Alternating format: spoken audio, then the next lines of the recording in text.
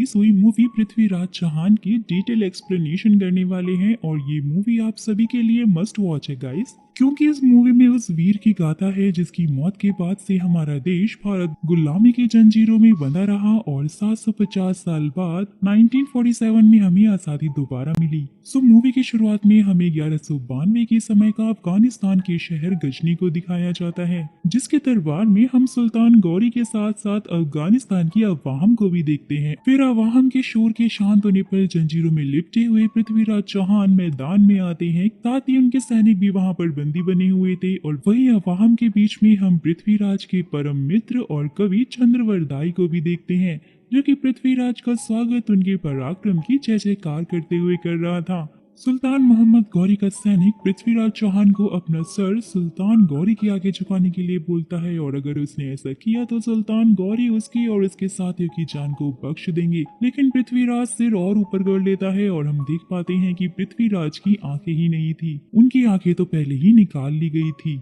यहाँ पृथ्वीराज की हिम्मत को देखते हुए वो सैनिक उन्हें एक हथियार देते हुए बोलता है कि अगर उसने अपनी वीरता सबके सामने साबित की तो उसकी जान बख्श दी जाएगी और पृथ्वीराज वो हथियार उठाकर चुनौती के लिए तैयार हो जाता है। वहीं अब सीन पृथ्वीराज के बचपन में शिफ्ट होता है, जहां वो अपने काका काना के साथ में बैठे हुए थे और उन्हें आसमान से बारिश की एक बूंद गिरने की आवाज सुनाई देती है। यहाँ आप लोग समझ ही गए होंगे कि पृथ्वीराज के पास सिक्स सेंस बचपन से ही था, जिसमें वो छोटी से छोटी आवाज को भी महसूस कर लेते थे। फिर वापस से सीन मैदान में आता है और जहां उनका सामना शेरों से होता है, लेकिन आंखें ना होने के बावजूद भी पृथ्वीराज एक एक करके सुल्तान गौरी के 3 शेरों को मार डालता है, जहां उसमें उसकी हेल्प उनका मित्र चंद्रबरदाई भी करता है। शेरों को मारने के बाद पृथ्वीराज चौहान सुल्तान के योद्धाओं को चुनौती देते हैं कि अगर वो जीत गए तो वो उन्हें और उनके साथी को हिंदुस्तान वापस जाने देंगे। यही बोलकर पृथ्वीराज वहीं बेहोश हो जाता है। सीन शिफ्ट होता है और पास्ट में जाता है, जहां हमें सबसे पहले पृथ्वीराज के प्यार यानी संयोगिता को दिखाया जाता है, जो कि कन्नौज राज की राजकुमारी है। पृथ्वीराज को संयोगिता ने कभी देखा तो नहीं है, लेकिन प्रेम पत्र के जरिए दोनों एक दूसरे से बात करते रहते हैं।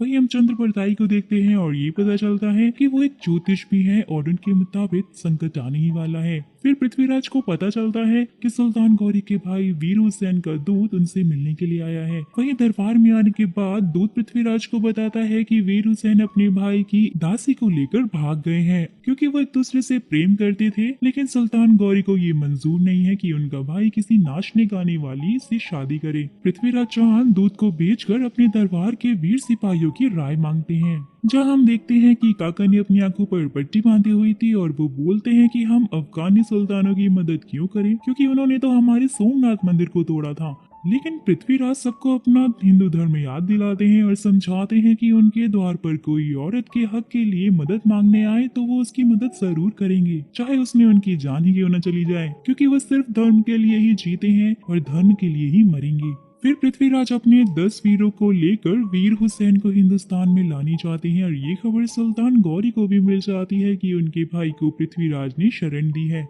फिर गौरी का दूत पृथ्वीराज के दरबार में आता है और उनका भाई वापस मांगता है और अगर उन्होंने वीर हुसैन को नहीं लौटाया तो वो लोग युद्ध करेंगे, जहां पृथ्वीराज भी युद्ध का निमंत्रण स्वीकार करते हैं, क्योंकि पहले बात सिर्फ एक औरत की मर्यादा की थी, लेकिन अब बात उनकी मातृभूमि की भी है। रात के टाइम हम काका और बाकी के वीर योद्धाओं को जश्न मनाते हुए देखते हैं, क्योंकि काका सिर्फ अपनी आंख की पट्टी सिर्फ युद्ध करते टाइम और स्त्री से प्रेम करते वक्त ही उतार सकते हैं, क्योंकि भरी दरबार में एक बार काका ने पृथ्वीराज के सामने ही दूसरे राजा के दूत को मार दिया था। यहाँ ऐसा उन्होंने इसलिए किया था क्योंकि वो दूत पृथ्वीराज के सामने अपनी मूंछों को ताव दे रहा था। फिर उसके बाद पृथ्वीराज ने उन्हें अपनी आंखों पर पट्टी बांधने का हुक्म दे दिया था। यहाँ एक और बात पता चलती है कि काका की पत्नी का देहांत तो काफी सालों पहले ही हो गया था और इसलिए काका केवल युद्ध के टाइम पे ही खुश होते हैं। फिर वहाँ पृथ्वीराज आकर काका को आंखों से पट्टी हटाने के लिए बोलते हैं। सीन शिफ्ट होता है और हम युद्ध के मैदान में सुल्तान गौरी की सेना के आगे पृथ्वीराज के वीरों की सेना को देखते हैं। मोहम्मद गौरी के सेना की संख्या बहुत ही ज्यादा थी, पर पृथ्वीराज को पता था कि युद्ध सेना से नहीं बल्कि योजना से जीती जाती है।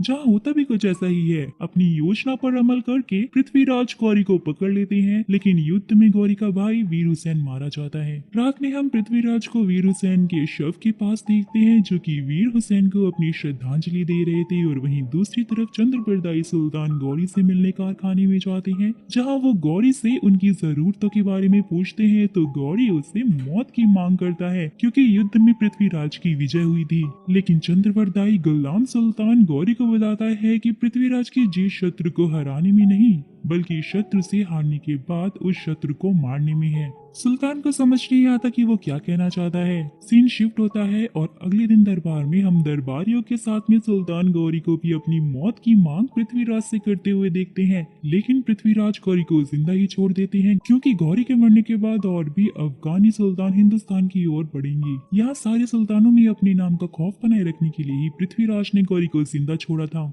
फिर वहीं हम कन्नौज के राजा जयचंद को देखते हैं जो सहयोगिता और अपने घर वालों के साथ में देवी माँ को जानवर की बलि दे रहे थे कि तभी उनका गुप्तचर वहाँ पर आता है और उन्हें बताता है कि उनके नाना ने दिल्ली की गद्दी पृथ्वीराज को दे दी है। जयचंद राग बबूला होकर दिल्ली अपने नाना जी के पास जाकर खुद को पृथ्वीराज से ज्यादा योग्य बताता है, लेकिन उसके नाना जी कहते हैं कि जो अपने शत्रु को भी दूसरा मौका दे उससे ज्यादा वीर कोई और नहीं हो सकता। जहाँ जयचंद उन्हें युद्ध की धमकी देकर वहाँ से चला जाता है। नेक्स्ट डे पृथ्वीराज का दिल्ली में राज्याभिषेक होता है जिसके बाद उनसे मिलने जयचंद का भाई एक संदेश लेकर पहुंचता है। काका को इस संदेश में युद्ध की सुगंध आ रही थी और वो अपनी पट्टी दोबारा से उतारने के लिए उत्सुक थे। जयचंद का भाई उन्हें बताता है कि उनका राजा राज्य सूर्य यज्ञ करने वाला है और बात करें इस यज्ञ की तो इस यज्ञ को वो राजा करवाता है जो अपने राज्य की सीमा बढ़ाना चाहता है। मतलब जो भी आसपास का राजा यज्ञ का नियंत्रण स्वीकार करेगा वो खुद ब खुद जयचंद के राज्य का हिस्सा बन जाएगा। जयचंद ने पृथ्वीराज को इस यज्ञ का निमंत्रण इसलिए ही भेजा था ताकि पृथ्वीराज इस निमंत्रण को अपनाए और आधी दिल्ली उसे दे दे,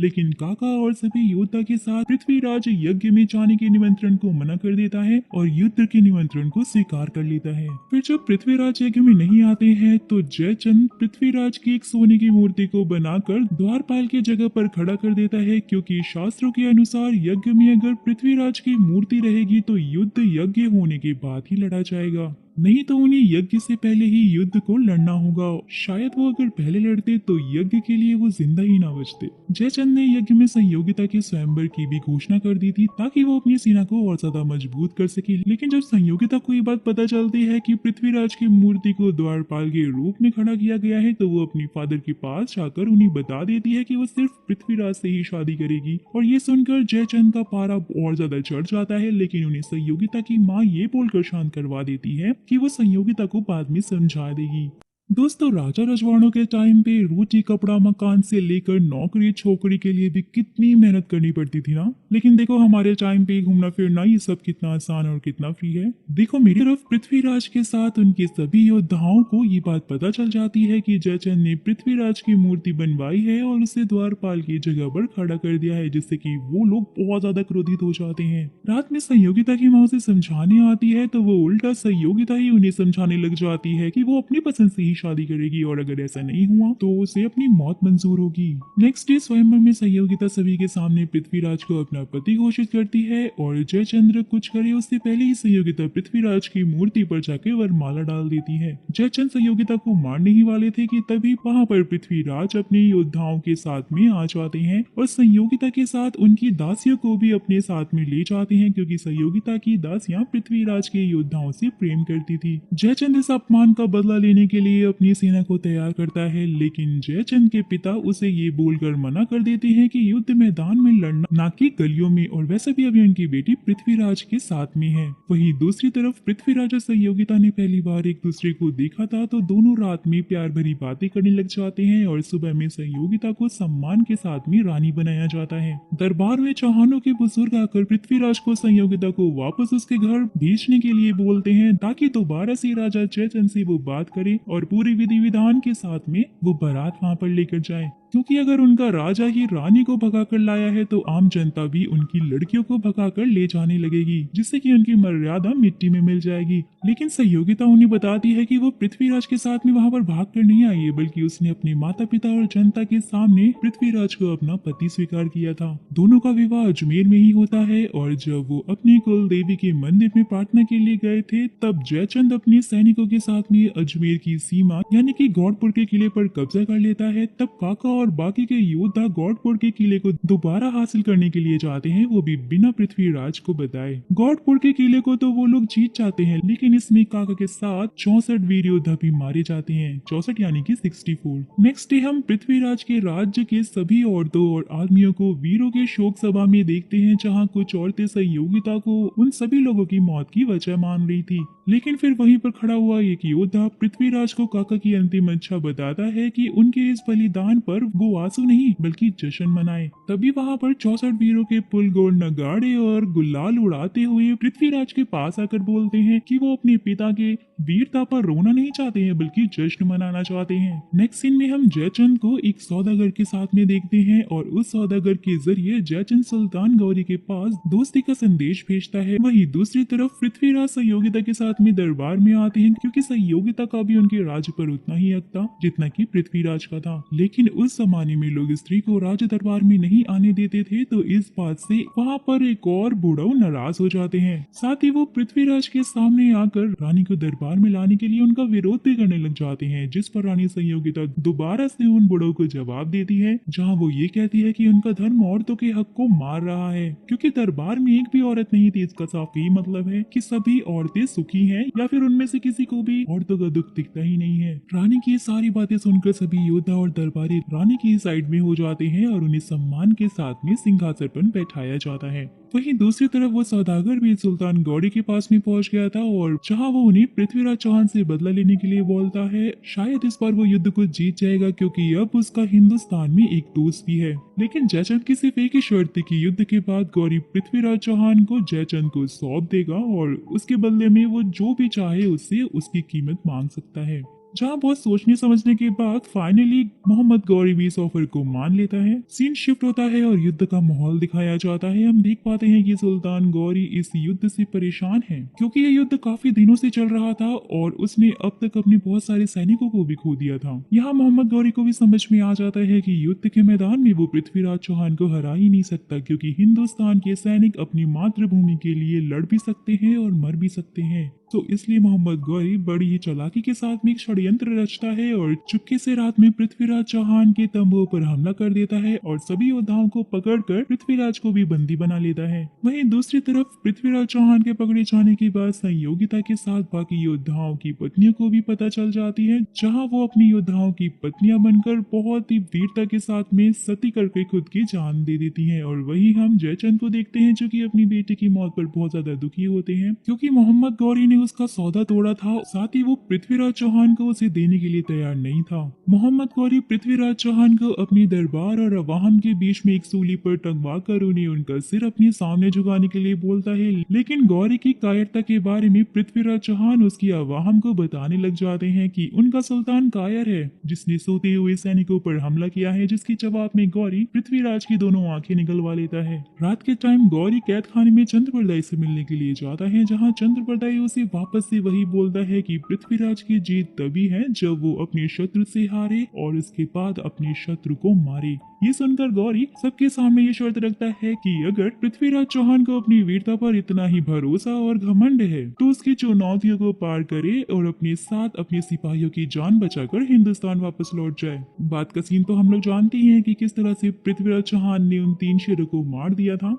फिर सीन प्रेजेंट टाइम में शिफ्ट होता है, जहाँ पर पृथ्वीराज चौहान का इलाज एक हकीम कर रहा होता है, क्योंकि वो शेरों से लड़ते हुए बेहोश हो गए थे और होश में आने के बाद नेक्स्ट डे वो चुनौती के लिए भी तैयार हो जाते हैं। नेक्स्ट डे हम पृथ्वीराज को मैदान में देखते हैं, जहां पर अफगानी अवाम पृथ्वीराज की वीरता को देखने के बाद उनके ही नारे लगाने लग जाती है। वहीं उन्हें 7 तीर दिए जाते हैं और उससे लड़ने सुल्तान गौरी के 7 सैनिक आएंगे, जहां अगर पृथ्वीराज ने उन 7 में से किसी एक को भी मार दिया तो वो ये शर्त जीत जाएंगे और उनके साथियों के साथ वापस से हिंदुस्तान भेज दिया जाएगा। लेकिन पृथ्वीराज चौहान एक तीर को छोड़कर सारे तीरों को तोड़ देते हैं और सुल्तान गौरी को चुनौती देते हैं कि अगर उसने उन्हें मार दिया तो वो समझेंगे कि गौरी भी एक वीर सुल्तान है। यहाँ मोहम्मद गौरी को एक अवसर दिखाई देता है कि अगर उसने पृथ्वीराज को अपनी अवाम के सामने मार दिया तो उसकी इज्जत वापस से आ जाएगी। जहाँ वो इस चुनौती को कबूल करके पृथ्वीराज चौहान से लड़ने के लिए मैदान में जाता है और बड़ी ही चालाकी से वो अपने सिक्स सेंस का इस्तेमाल करके पृथ्वीराज गौरी की गर्दन में तीर मारकर उसे मार डालते हैं। यहाँ चंद्रवरदाई भी मैदान में जाकर पृथ्वीराज से गले मिलता है और सुल्तान गौरी के सैनिक दोनों को तीर से छलनी करके मार देते हैं और वहीं अब बाकी के योद्धाओं को आजाद कर दिया जाता है, जो कि पृथ्वीराज चौहान और चंद्रवरदाई के शव को वापस से हिंदुस्तान में लेकर लौट आते हैं। दोस्तों यहाँ ये मूवी खत्म हो जाती है और इस मूवी की एंडिंग वैसी नहीं हुई है जैसे हमने किताबों में पढ़ी है। यहाँ पर चंद्रवरदाई की एक बहुत फेमस कविता है जो कि इतिहास में मशहूर है। 4 बांस 24 गज अंगुल अष्ट प्रमाण ताऊ पर सुल्तान मत चूको चौहान। यही वो कविता है दोस्तों जिसके बारे में चंद्रवरदाई ने पृथ्वीराज चौहान को मोहम्मद गौरी के सिंहासन के बारे में संकेत दिए थे और फिर पृथ्वीराज ने गौरी को तीर मारकर उनकी जान भी ले ली थी। लेकिन इसके बावजूद भी मुझे लगता है कि आप सबको ये मूवी थिएटर में जाकर जरूर देखनी चाहिए, क्योंकि पृथ्वीराज चौहान सिर्फ हमारे देश की मिट्टी के लिए रहते बल्कि वो औरतों के सम्मान के लिए, अपने धर्म के लिए और साथ ही अपने प्यार के लिए भी